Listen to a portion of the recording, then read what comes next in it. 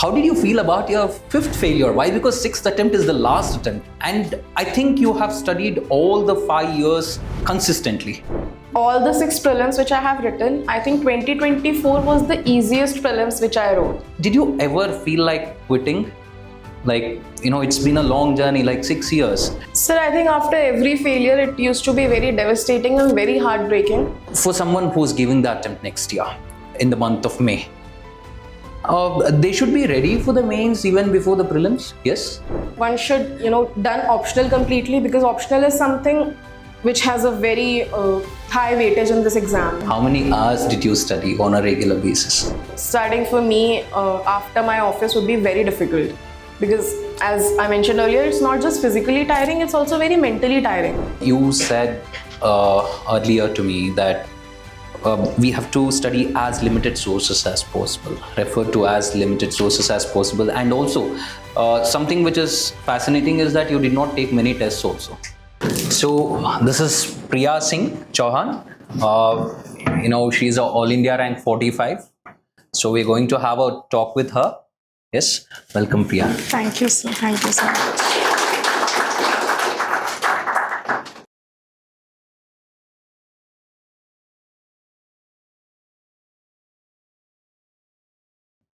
Thank you, sir.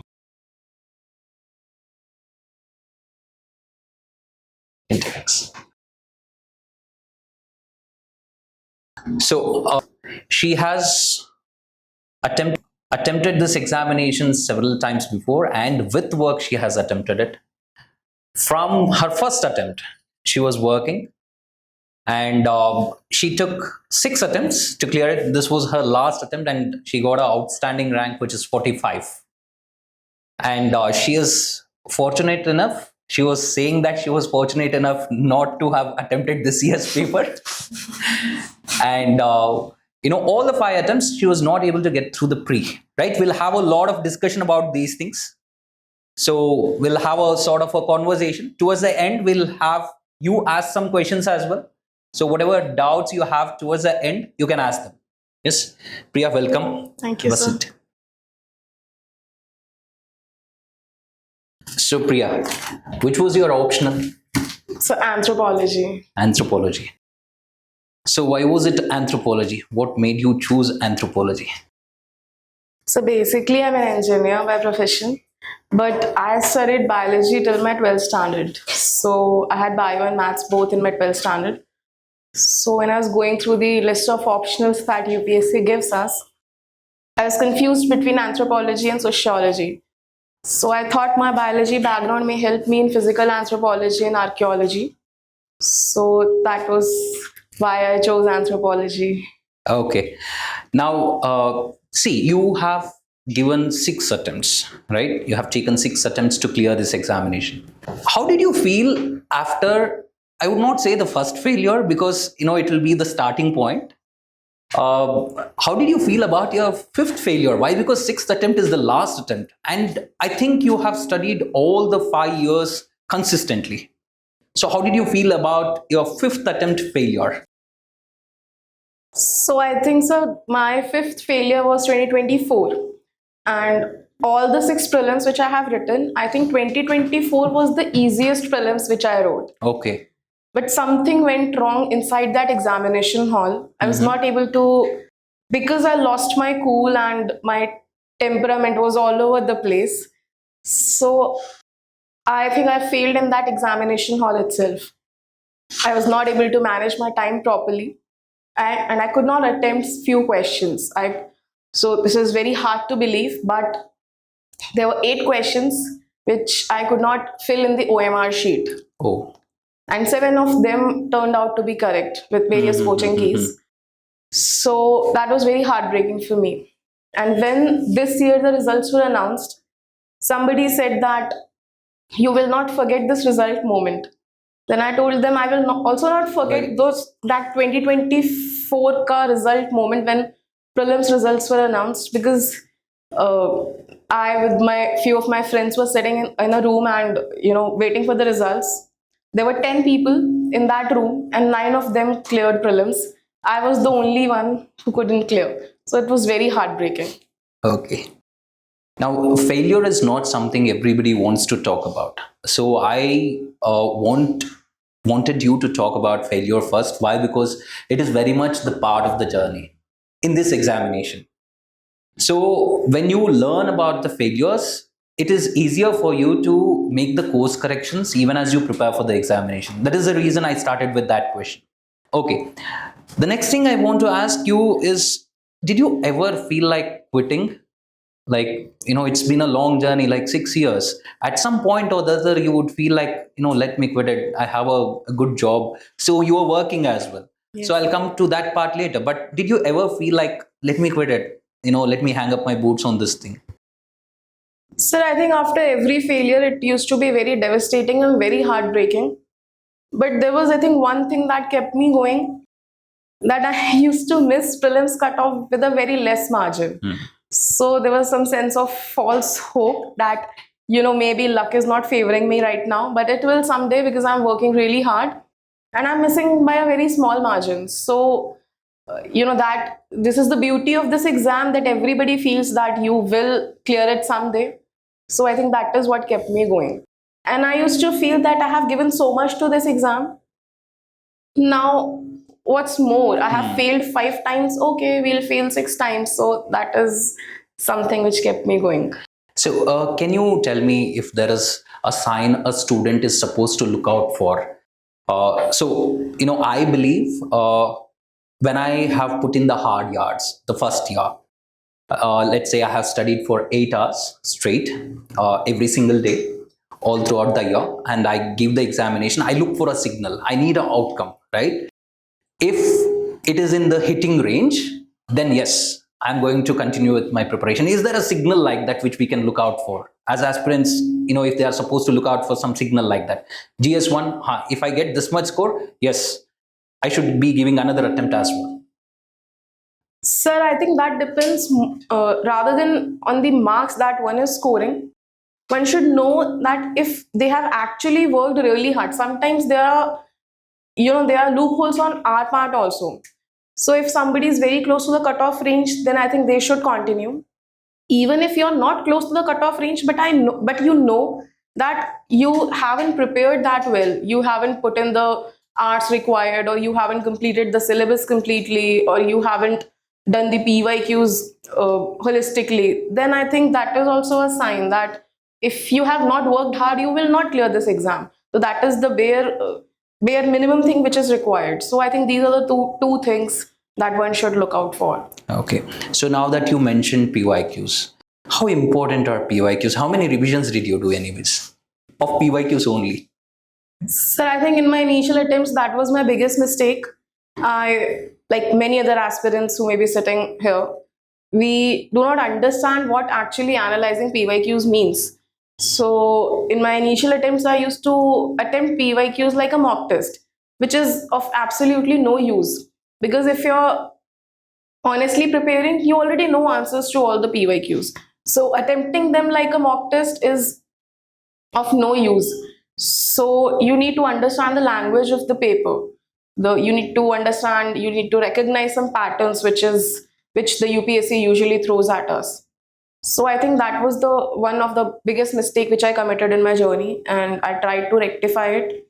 And about revisions, I think during January to May, I was consistently doing PYQs daily. I myself do not know how many revisions I did. I was doing paper wise, like year wise, I was solving papers, and I was also doing them subject wise, random questions, everything I was doing. So I very holistically did PYQs in my 2025 attempt. So can we put it this way? Like PYQs are as important as you studying the books itself, if not more. Yes, sir, definitely. For prelims, they are, I think, they should be your holy Bible. You should stick by it. Okay.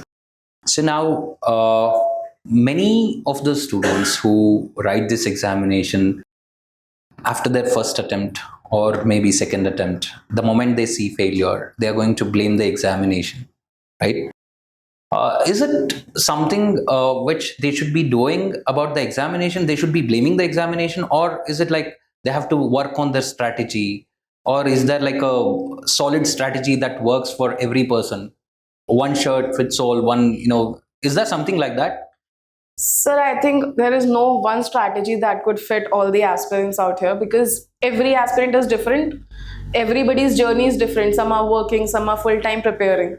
And I think blaming the examination also wouldn't help, because if the paper is very unconventional or very vague or very absurd paper is set up by UPSC, like this year, then one should realize that it is absurd and unconventional for everybody.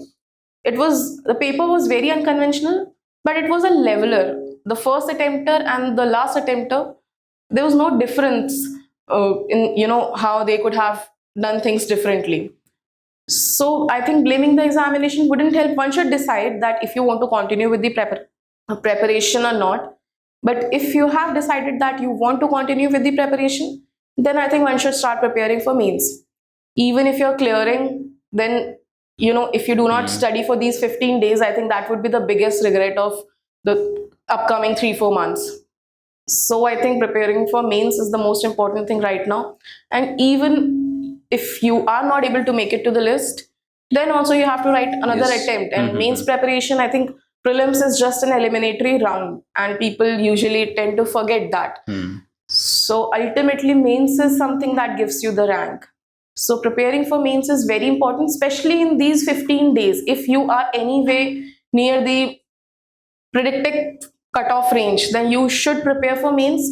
If you want to take out some time for yourself, and if you're not able to clear prelims, then you can do that later on. But right now, those 15 days should not be wasted, because there will be people who will be preparing, Okay. who will be reading. So these 15 days, I think, should not be wasted if you're anywhere near the cutoff range. Now, when we look at the prelims of this year, so you just mentioned it is a leveler. People who have taken multiple attempts earlier, people who, a person who's a fresher, would look at the paper same way, right? It does not make much of a difference. Do you think a person who has been attempting last 2-3 times and looked at this paper will be much more devastated than a fresher whenever an unconventional paper comes? Definitely, sir. I feel when you're giving attempts after attempts, then the level of pressure increases. So a fresher might think, ki, okay, it was not my year, next year maybe UPSC will set something else. But for somebody who has written multiple attempts, or for somebody it was last attempt, for them it would have been very devastating. But if we just look at the paper from the academic point of view, then I think that wouldn't make much of a difference. If a fresher has studied very comprehensively for the exam, and a sixth attempter has also studied very comprehensively for the exam, then I think it was more But of the sixth attempter has a lot more pressure to handle. definitely that would have made the situation worse, and it is very devastating for somebody who's who is writing his sixth attempt to the last attempt. For them, it would have been much worse. Say, for example, all these students out here, most of the people will be writing giving their attempt next year. We are in the month of May, right? They have one whole year. Now, after preparing for 1 year, some of the students might even decide, I'm not going to give the attempt this year. Maybe because I'm not well prepared, I'll give the attempt next year. How good is that strategy? Or should it be like, if you have prepared for 1 year, give an attempt already? Sir, I think you are never very well prepared for this exam. And the kind of paper UPSC is setting, I do not know if somebody was given 6 more months, what different they would have done. So I think that is, if you have prepared really well in the 1 year, then I think leaving the attempt is not a good option. One should write the paper if you have prepared well. And during this 1 year, seeing the level of paper which was set by UPSC, it shouldn't be like you are just preparing for prelims, because prelims is a very unpredictable stage, but mains is something you can very well prepare for, and mains is something which will give you the rank, or which will make you qualify the exam. So start preparing for mains and prelims also side by side, but do not ignore mains. That is it. If you want to give a serious attempt, then mains should not be ignored. So mains has a much more well-defined syllabus. Your prelims is much more worked. It is quite ambiguous, we can say. It's crisp, but it's ambiguous. Everything under the sun falls into the syllabus there, right? Okay. In 2020, when you were not able to clear your first attempt, 2019, you started the preparation. If you had gotten one piece of advice at that point in time, what would that advice be? Which would have saved you 3-4 years maybe. What advice would you have wanted? So doing the previous year questions. You did not do it initially, yes? I did not do it, and I did not know how to do them. As I told earlier, I was doing them like a mock paper, which was a very useless thing to do.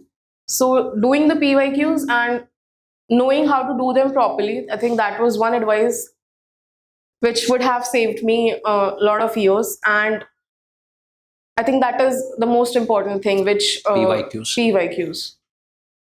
So, say you said no, you have to prepare for the mains as well, not just for prelims. For someone who's giving the attempt next year in the month of May, they should be ready for the mains even before the prelims. Yes, at least complete the syllabus maybe. I think mains ready is, you can never be mains ready before you clear the prelim stage. But yeah, one should, done optional completely, because optional is something which has a very high weightage in this exam. So you should be thorough with your optional. And also all the main specific subjects which are not asked in prelims, like internal security, disaster management, all these subjects we tend to ignore. So these are the subjects which should be completed before prelims. You should have some of your notes ready before you go on to write your prelims next year. So that is the bare minimum one should be ready with. And about test, you can, if you have completed your syllabus, then you can write few tests also. But I think PYQs in mains also is more important than test series. So if you have completed your syllabus, and if you want to start answer writing, you should start as early as possible. But in my personal opinion, writing answers before you have completed your syllabus, I think that does not yield much. So one reading of the syllabus should be done. After that, you can start writing PYQs. And once you have had a good knack of PYQs and you have written sufficient number of answers, then you can go on to write test series. Okay, all right. So you worked at the Home Ministry, yes? Yes, sir. All 6 years. Yes. And you kept on working when you gave the attempts as well. Yes, sir. How many hours did you study on a regular basis? So, sir, I used to wake up at 4 because I knew that studying for me after my office would be very difficult. Because as I mentioned earlier, it's not just physically tiring, it's also very mentally tiring. Because once you are in the office for some 8 to 9 hours, a lot happens there. So I knew that my most productive part of my day is morning. So I used to use my mornings very productively, as efficiently as I could. I used to wake up at 4. Then 4 to 10 was the most productive part of my day. So those 6 hours, that study session, I used to do very efficiently. After that, during my office, whatever 1-2 hours I could, snatch time, I used to study for those 1-2 hours. There are few things which could be done in office, like I used to watch some video lectures or anything. That is how I used to use my office hours. And after my office, 1-2 hours. So basically 8 hours used to be my target. But yes, when the exam approaches, then those hours shoot up also. I have studied 12 hours also, 14 hours also, but that is something I don't think can be done very consistently. You can study, you can increase the hours during the exam, but on a regular basis, 8 to 9 hours 8 to 9 hours. 8 to 9 hours, and mine was a 5-day working. So Saturdays and Sundays I used to I tried to compensate for the lost hours during my weekdays. So I used to study for more number of hours during the weekends. What got cut out the most for you? Like social life, family time? What did you miss the most? So I think both.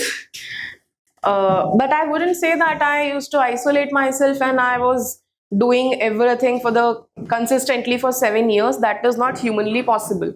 I used to go out also. I used to go to my home also. I never missed any festival. I'm a very family type of girl. I used to cry if I'm not able to go to any festival to my home.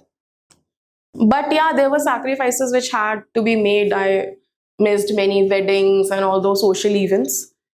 But I tried to maintain a balance as much as could be done. But sacrifices were important, especially if you're a working aspirant. I think the most challenging part is time crunch that you're facing. So it's difficult to go to office, then study, then also have a social life. That is difficult, but somehow you have to balance, because one thing which is most ignored in this journey is, I think, mental health. Nobody wants to talk about that. But after failing 5 prelims, I do not want to come to a platform and say that I was studying for 12 hours consistently for 7 years. That is not humanly possible. So yeah, there were ups and downs in the journey. There were sacrifices made, but I was not isolated, and I was not doing everything in a similar fashion for 7 years. It does not serve any purpose either. Like, staying isolated, it does not serve any purpose. It is going to make you, mentally weaker is all. Yes. Okay. Saturdays and Sundays, were they completely, purely study days for you, or was it like a recovery day? So mostly they were study days, because I always had this fear in my head that everybody else is preparing full time, and my ultimate competition are those people. So there was this fear in my head that maybe they have studied more than me on the weekdays. So I have to compensate for that. So it was mostly study days. But yeah, I used to take some days off also, especially after prelims failure, few days. So that is how I used to balance my time. So you said earlier to me that we have to study as limited sources as possible, refer to as limited sources as possible, and also something which is fascinating is that you did not take many tests also. Yeah. So how is it so different? Like most of the places, you have to write a lot of tests, like hundreds of tests people get into. And how many tests did you write actually for the prelims examination, and for mains, how many mocks did you? So during my 2025 attempt, I think for prelims I wrote around 15 mocks. 15. Around 15 mocks for prelims.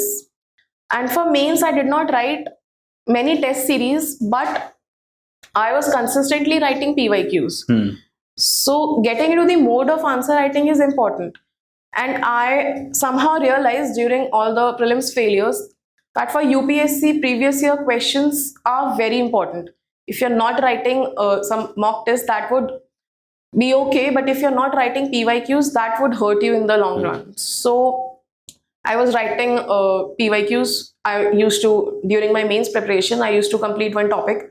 Then all the questions that were asked from that topic, I used to write those answers. We get many compilations for that, in which topic-wise segregation is done. So I used to pick out one compilation and write all the questions that were asked from that topic. So that is how my PYQs were done. And I wrote some tests for anthropology. For my optional, I wrote many tests. I wrote 7 to 8 mocks during the prelims and mains. So during that period? During that 70 days period, I wrote some 7 to 8 mocks for anthropology. And for GS, I think per GS, I wrote one test. For ethics, I think I wrote 2 tests. So that is how it went by. But I wrote almost all the PYQs that were asked during past 10, 12 years. 10, 12 years. Okay. So what is that one thing you would say should an aspirant ruthlessly cut out from life? Is there something like that, something like social media stuff, anything like that? Cut out ruthlessly, don't even let it come close to you. Is there anything like that? Sir, I don't think I'm the right person to talk about this, because I did not cut out anything from my life. I was active on social media, but I knew how to balance all those. I knew how to balance all those things. I was always active on all the social medias, but days used to go by when I did not log in. So one should know, if you have that kind of control in yourself, then you do not need to cut out anything. If you think those are distractions for you, because I never felt that these things are distractions for me, that is why I was able to manage. But if you feel that these things are distractions for you, then you definitely should cut them out. It's just a matter of time. You can always come back to any social media with that PDF that everybody does of rank list. So yeah, if you think you are not able to control and you're not able to manage your time due to these distractions, then you can cut them out. But I did not do that. Okay. See, many people say that when you come from a particular background, let's say you come from an engineering background, the normal inclination would be to go with the technical subject itself. What made you exactly think about anthropology itself? See, one of the reasoning I can think of is that for a person who is a working professional and who has to spend a lot of time at workplace, anthropology is something which is which is not as big a subject as political science and international relations. Was it also one of the considerations? So I think it is considered that the syllabus is short, but the kind of how the paper is evolving and the kind of questions that are being asked in recent years, that thing has also changed.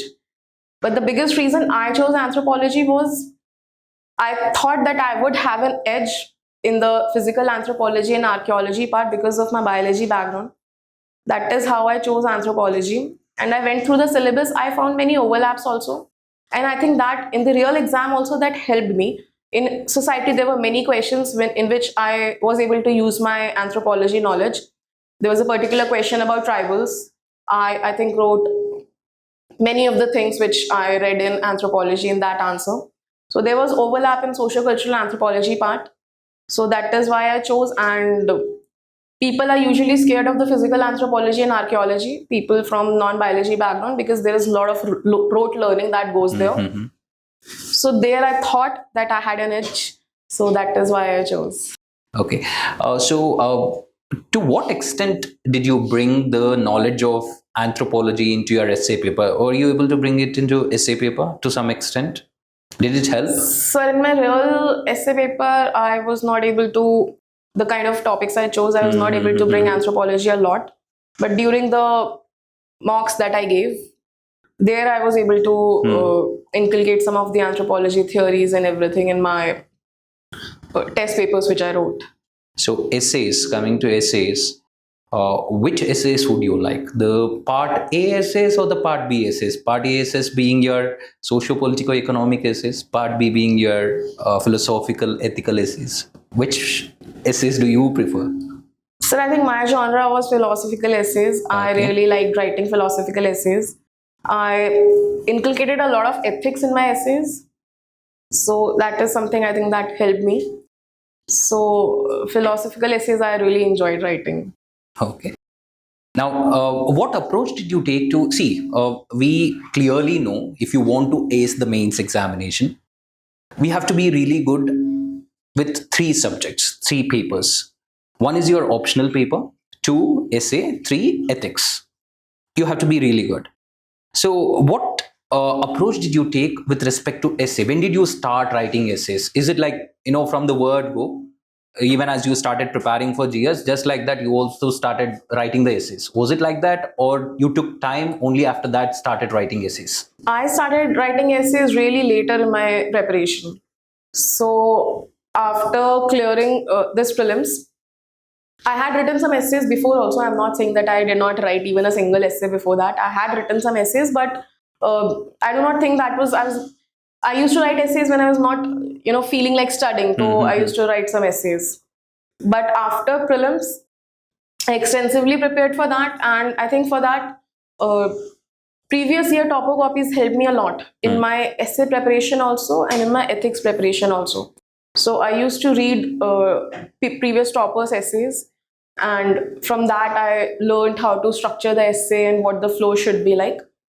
I made some frameworks for me. I learned how to write anecdotes, and during that period also, I learned how to write anecdotes, and there was stuff. I prepared some anecdotes beforehand.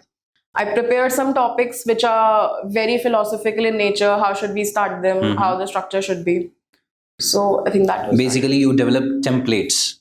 So I developed some frameworks. So some frameworks so that you can use them right off the book the moment you see a essay topic. Yes. Okay. How did you maintain your notes? Did you make notes, as in for every single subject? Did you make notes, and how did you maintain it? Like, was it digital? Was it physical copies? So during the initial years, it was physical. All the notes were physical for me, and during the later years, last 2 3 attempts, I shifted to digital mode. My notes were mostly on digital format.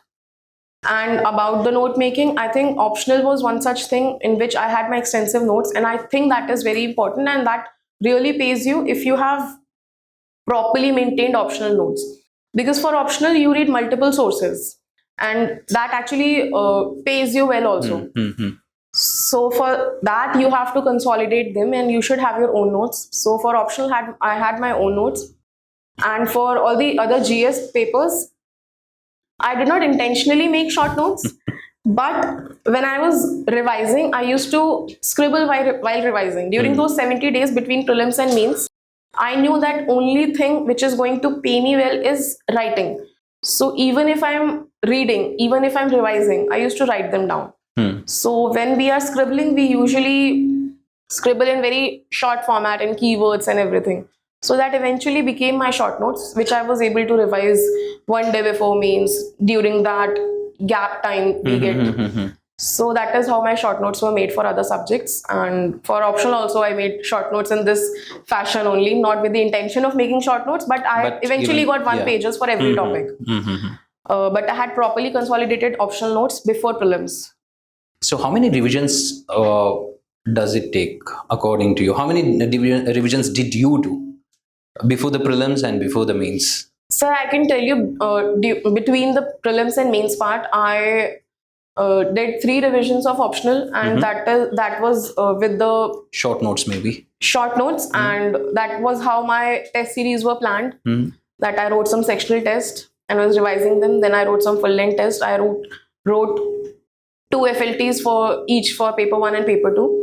So that was how my revision went. There were 3 revisions for the optional. And for the GS, I think ethics was my, it was like my go-to subject. It was the most favorite part of my day when I was reading ethics. So after reading GS and optional and physical anthropology, archaeology, ethics was my solace. So whenever I'm not feeling like studying, I used to write ethics ke few PYQs, few questions. So that is how it went. So basically, ethics is not 250 marks. Ethics is probably 375 marks. Right? Essay has one entire essay is on ethics, and if you are really good at it, you would be fortunate also to get both the essays to be coming from the philosophical ethical part itself. That's there. So how would a student be ready for code-based questions, especially the code-based questions? So how did you prepare for that? So you get the code-based questions even in your ethics paper, and of course you get it in the essay as well sometimes. So how do you prepare for that? Did you develop a framework only for that? No, sir. I used to attempt code-based questions in a similar fashion how I used to attempt that section A of ethics. So I used to start every answer in ethics with a quote. So in code-based question also, if I'm able to find a relatable quote, I used to start with a quote in the introduction part. And the way we break the question in other section A parts of ethics, I used to break the quote and then positives, negatives. That is how I went by in the body of the answer. And I used to try to conclude with a quote or some keyword. So that is how I attempted code-based questions. There was no separate strategy. Some people say they attempt code-based question very similarly to how essays attempted, but I think that didn't work for me. I attempted in a point-wise manner only. So same point-wise. Same point-wise. Okay. See, over the years, the kind of questions they are asking, they are more integrated. Like the lines are getting blurred between the subjects itself. So I feel like putting a question into economy, but then I read further, it goes into environment. That's how the questions have become.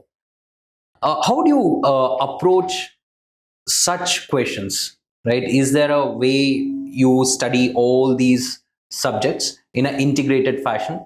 Like this week, I'm going to study geography and environment together maybe. or I'm going to study environment economy because it all sits in GS3. I'm going to study these together. Is there something like that, or you went subject after subject? So I usually went subject after subject. And about the lines being blurred, there was one question of, I think, citizen centricity in paper one. It's usually asked in paper two. So I think there is always a language of a subject. If a question is being asked in paper two and you're writing a complete answer from the paper two perspective, then I think that won't fetch you A lot of marks. A lot of marks. If a paper is being, if a question is being asked in paper one, so you have to use the language of the subject and of the paper. So I think that is something which shouldn't be forgotten. They might give you an ethics question in paper one also, but Like then you this, have to attempt it from the society perspective, because if society is what is asked in paper one, so if you feel that it is an ethics question but do not write ethical theories and everything, you can inculcate them somehow, but the more focus should be on the language of the paper. I think you find that more, you see that more in your geography, where the questions from disaster management directly make way, right, into geography. And similarly, this time the lines got much more blurred when they brought in ethics question into your prelims paper itself.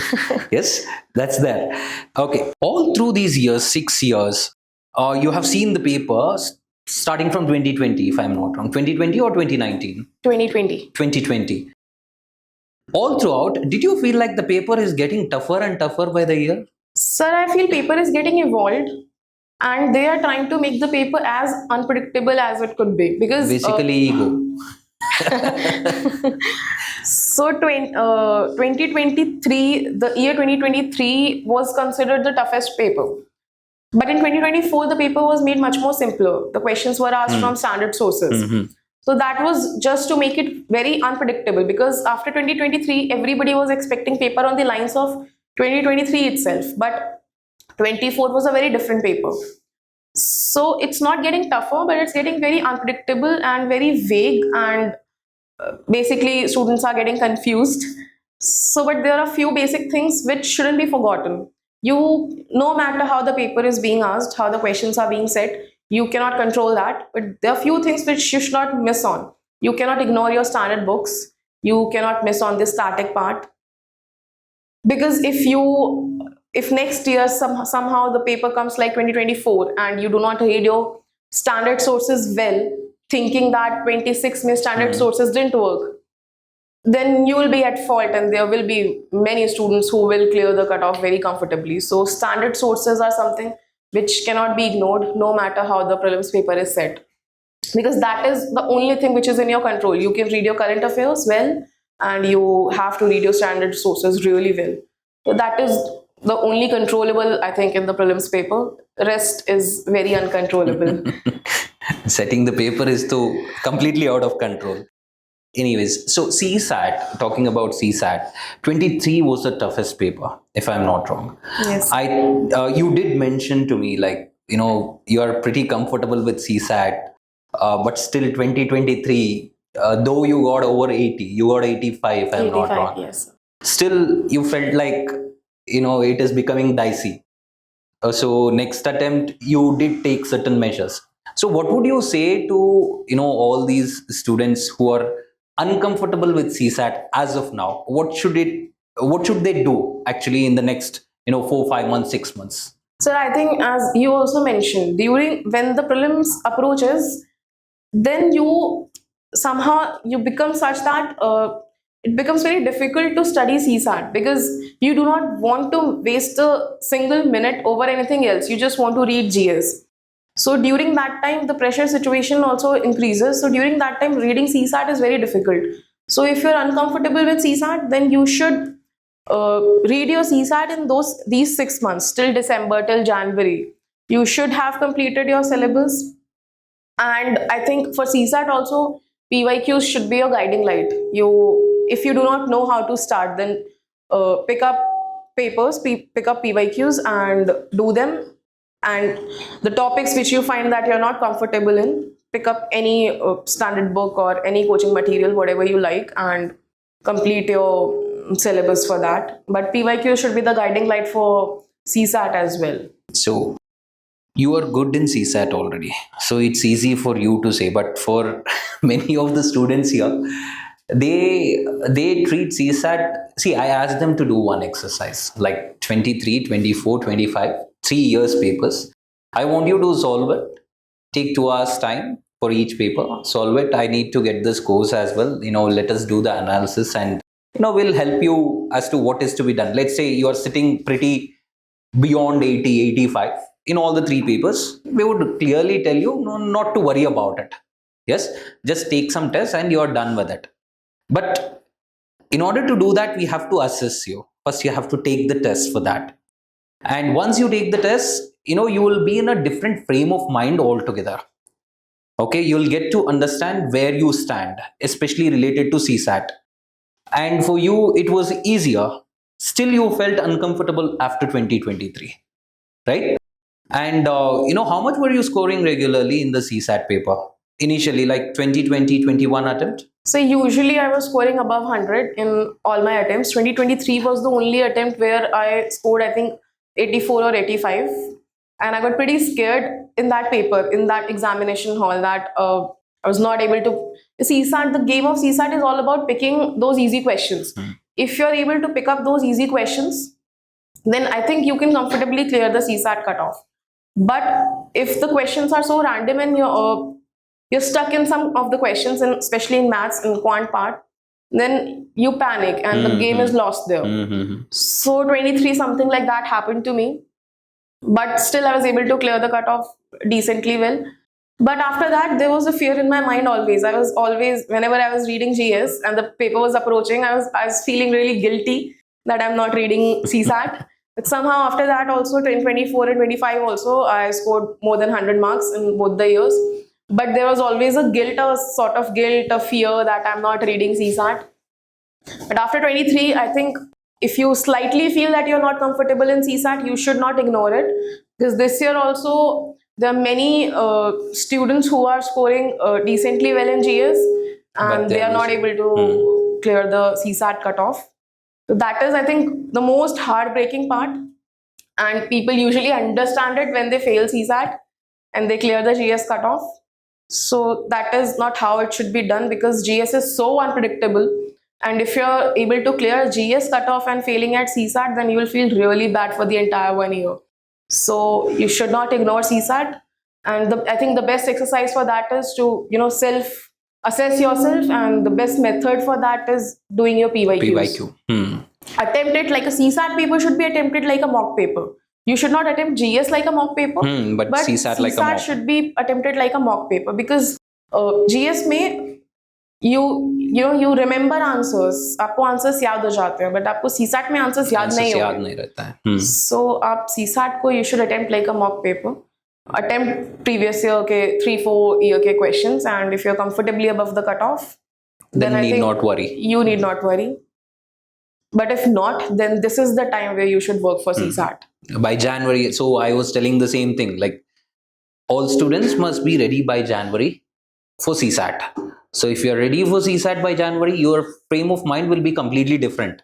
So you'll have that mental space to study. That's all. So your optional was anthropology. But when you look at the shift that has happened in the GS papers, you see most of the questions coming from governance part. Many questions have come from the Indian society part. So would you still go with anthropology itself? If you want to give a suggestion to the students, like if they ask you, which is the optional I should be going with? I have sociology in my head. I have anthropology in my head as well. I have political science, public administration. These are the optionals in my head right now.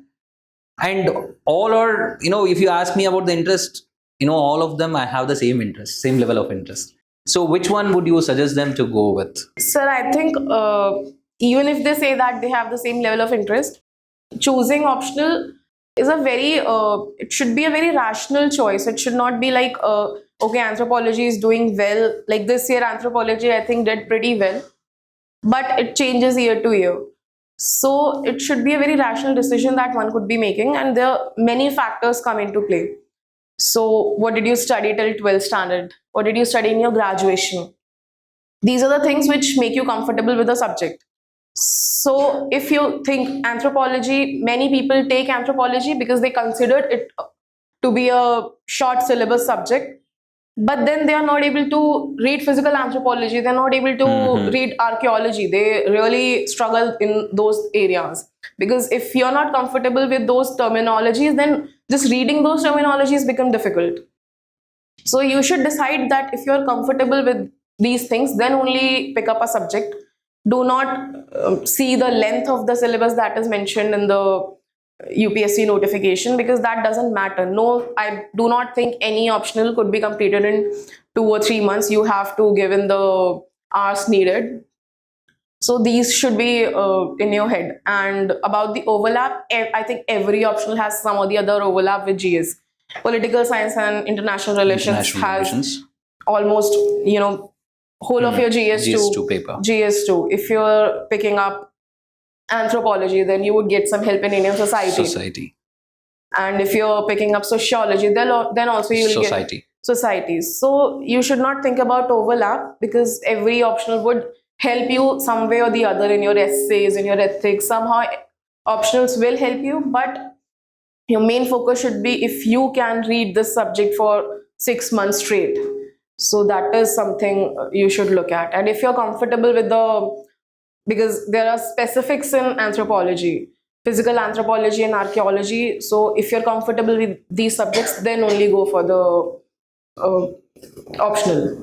And one more thing which I feel is very important while deciding optional, there should be material available. You should not be, doing a lot of hard work in just collecting the material and everything. If a lot of good material is available in the market for any optional, then your effort, that would be lesser, much lesser. Much lesser.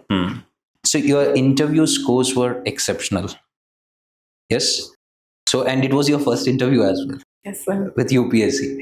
Now, can you walk us through that as to why did it go exceptionally well for you? So before going to the interview, I just had one thing in mind, that I'm extremely lucky that I'm able to give this interview, because I was not able to clear prelims for past 5 years. And I should just feel grateful that I'm able to walk those lanes of UPSC that I had dreamt of for so long. And there was only one strategy which I went by with, that I'll smile in the interview and I'll stay confident. They are not there to grill me or anything. Interviews are generally very cordial. They want to have a conversation with me. And I will be very honest. I think in my interview, I was brutally honest. After that, I was given some feedbacks that you were too honest. That is how you should not proceed like that. But I think it went well for me. I was very honest. If I did not know something, I very politely said that I don't know, sorry. So I think that is something which helped. So how many questions did you say no to? So there were like 2-3 questions I said no to. 2-3 questions. 2-3 questions. So were they mostly... It was a very conversation-based interview, and after the interview, I felt that they enjoyed talking to me. That's good. So was there any one particular question that you think tipped the interview board, like in your favor? Any question and your answer to it? So I think, sir, it was one of the last questions. So one of the member, he was a diplomat. He asked me, so I had recreational traveling in my hobbies, and my foreign services choice was pretty lower in the list. Okay. So he asked me, you like traveling, and still you did not choose foreign services. So have you traveled internationally? So I said no to that. So then he asked me, if given a choice, which country would you prefer? So that was like a bouncer. So I just said Bahamas. He said, why? Then I said it was my childhood dream. I watched the movie and I was very fascinated by the place. So it's like my childhood dream, which I would want to fulfill. So everybody started laughing. And they seemed pretty happy with this answer, that, okay, she's honest. She's not trying to bring that diplomatic angle here. She wants to fulfill her childhood dream. It's okay. Great. Wonderful. And finally, before we go to their questions, how important is the family support during this journey? Like, two things I want to ask you about. One is the family support. The other thing is about the motivation. So, first thing, you tell me about the family support. How important is it? Like, is it the most important thing, or is it something like even if the family is kind of supportive, but takes back the support after first year, you can still go ahead with it? What is it like? So during my journey, family support was very, very, very important. So since I was a working aspirant and time management was challenging for me, so my mother used to come to me. She used to stay with me in Delhi. So I think it was very important in my case. Everybody at my home was supportive. That is why my mother was able to come to Delhi and stay with me. And but I think that should not be an excuse if you really have that kind of motivation that you want to clear this exam. Then even if the family is not supportive, you can go ahead. And the motivation is very internal. It comes with the clarity of thoughts. You should be clear that why you want to become a civil servant. If that question is clear, then I think you would not need to look for the external motivation. External motivation is not very long lasting. Today, some of you, I think even 2, 3 of you get motivated by me. That will stay for like 2 days, 3 days. You will study for 16 hours a day. But external motivation does not last long. If you are internally motivated, then that is what sustains you in this journey. Especially in this journey, because it is, for most of the people, it is long, and endurance and perseverance is very important in this journey. So yes, and that comes with the internal motivation, with the clarity of thoughts that why you want to do this. See, even for a person who has a lot of clarity of thought, still some of the days you would feel like it's becoming too much, right? So you will lose that motivation some other day. Like you have studied for 3 months straight, and after 3 months you feel like, okay, now this is getting too much. You lose that motivation. How do you come back to the study way, get back into the rhythm again? So is there some drill you have to do, like plan it like this? Every week I'm going to plan, go bit by bit, or is it going to have a long-term plan and then work on it? What is it you do? Sir, I think burnouts happen with everybody. If after 3 months you feel that, okay, this is it, bahut ho gaya mera. So you should always remember that that is happening with everybody. Whoever is going to get rank 1 this year, he'll also feel the same way. So you should not get demotivated by this, that, okay, I'm not feeling like studying. You can take a day or 2 off, do whatever you like to do, because recharging yourself is also very important. Because consistency is the most important thing in this exam. So if you have to sustain this journey for very long time, then recharging yourself is also important. Do whatever you like to do. You can go out, you can meet your family, your friends. Whatever you enjoy, do that. Do not take guilt of that. Because when we take too much guilt of not studying, then we end up wasting even more time. This is like a vicious circle. So you should try to not get trapped in that vicious circle. And also sometimes finding external motivation also helps. If you feel that you are extremely demotivated and you do not feel like studying, watch any motivational video for fun. That might bring your motivation back. But I think consistency is very important. Studying for 16 hours a day would not help you, but studying for 8 hours a day or maybe 6 hours a day for a year will help you more. So wonderful. So that was really great. And now, if any of you have any questions, right, you can raise your hand and you can ask the questions right away. Anything? Yes? Hi. Hi. So, of course, you given prelims multiple times, but you gave mains only once. Did you notice a significant difference in your prelim score in the last attempt versus the previous ones? No, I think I was always missing the cutoff by a very small margin. That was the thing which kept me going. Ki, okay, not this year, maybe next year, because I'm very close. So there was not a very significant shift. I did score pretty well this year, but in other years also I was missing by a very small margin. So I wouldn't say that it drastically improved my marks.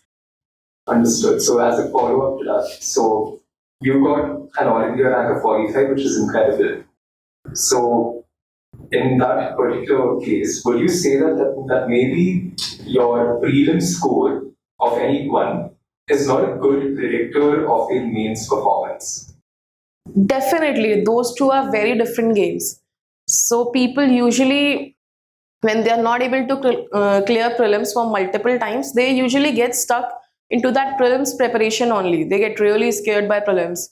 So the entire year they are just reading for prelims. But that is not something which should be done. And seeing the unpredictability of the exam, here there's not much you can do about the. You have to do some bare basic things like reading your standard sources and following current affairs.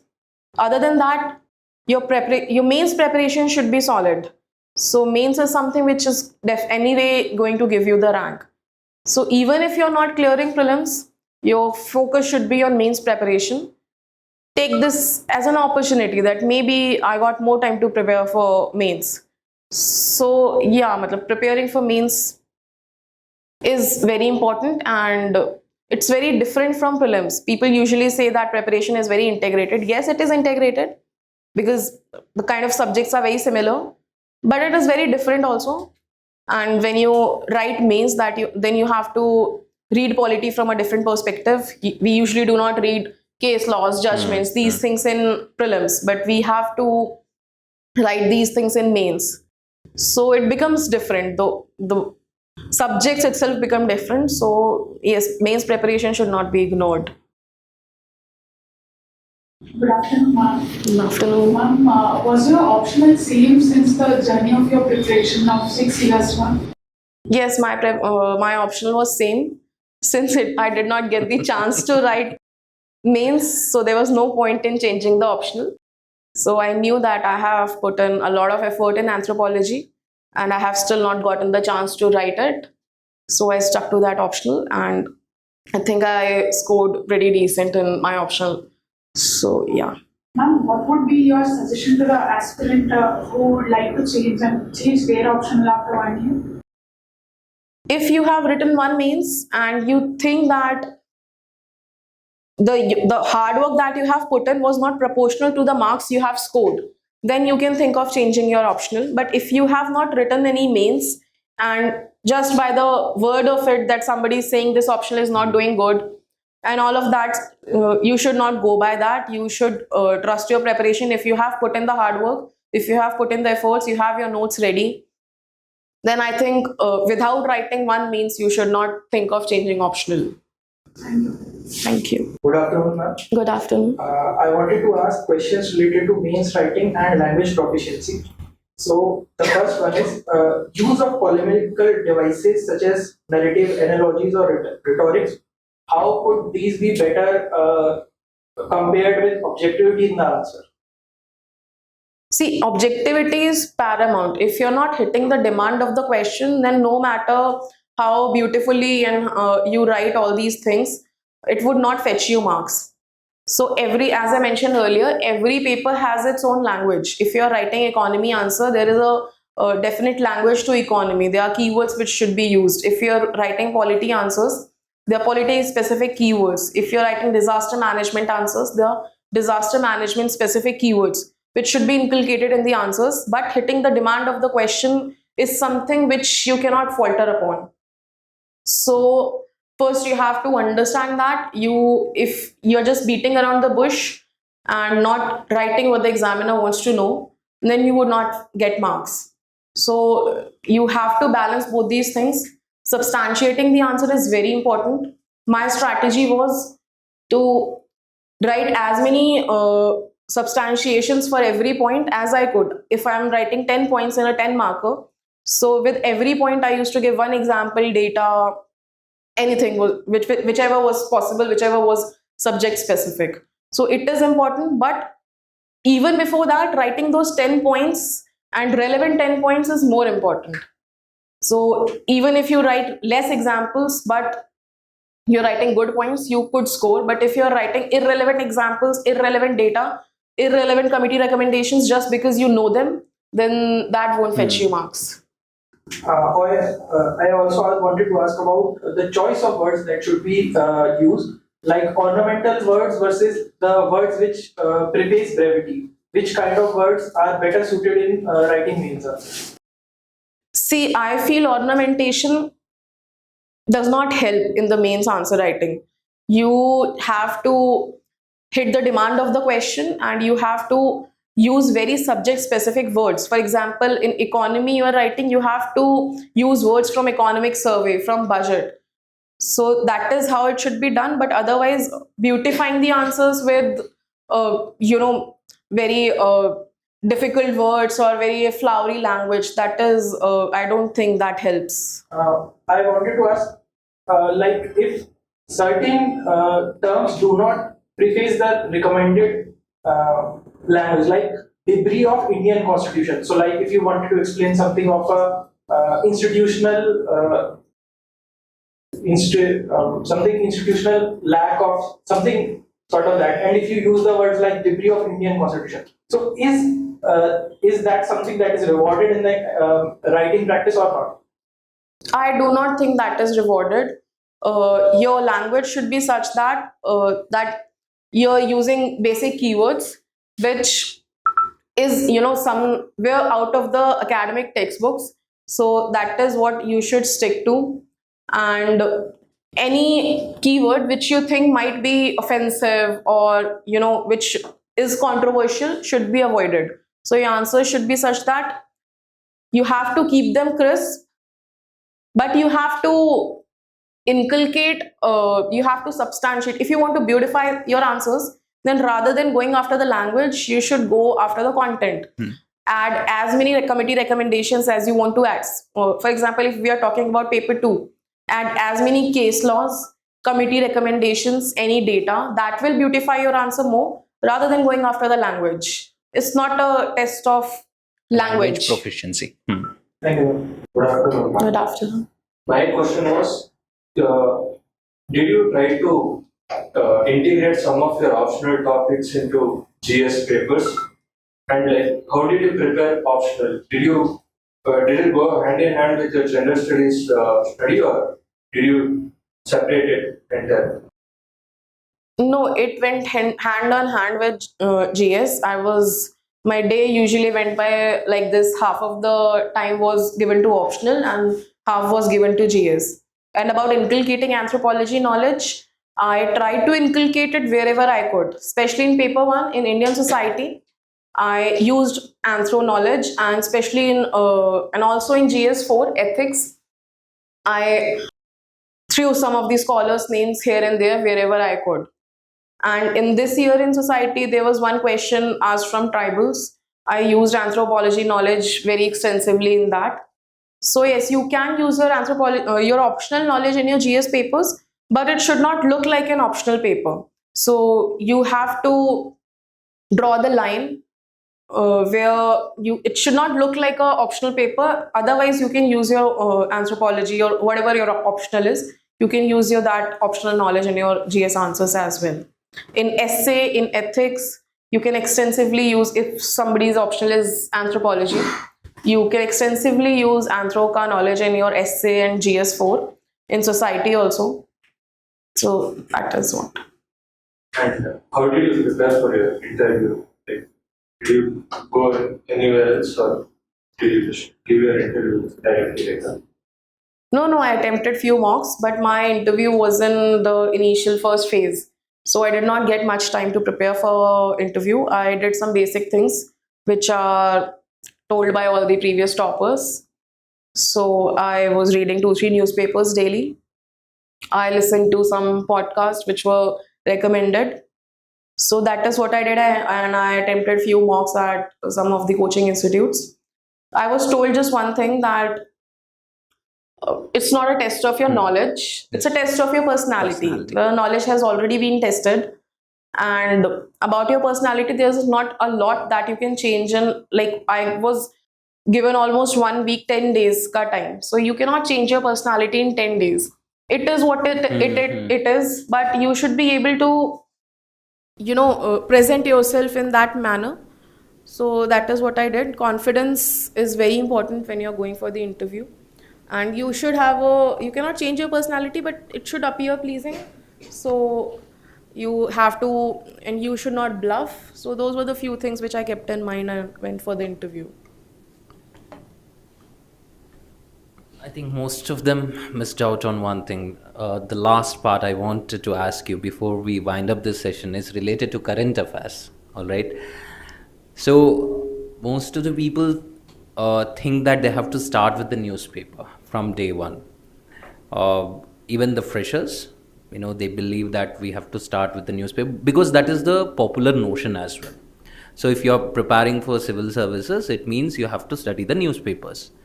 When do you think is the right time to start, going through the newspapers, spend, significant amount of time? When I say significant amount of time, maybe somewhere around 1.5 hours per day on newspaper. When is that time you have to start doing it? It depends on the level of preparation you are at. You should be able to understand polity and economy. If you're not if you do not have that kind of background where you understand political and economic terms, and you have not read polity and economy during your preparation, then reading newspaper is a waste of time according to me. So there are few subjects. I wouldn't say that your entire syllabus should be done, then you should start reading newspaper. But yeah, few subjects should be read before you start reading newspaper. And in those few subjects, I think polity and economy are the most important. After that, you can start reading newspaper.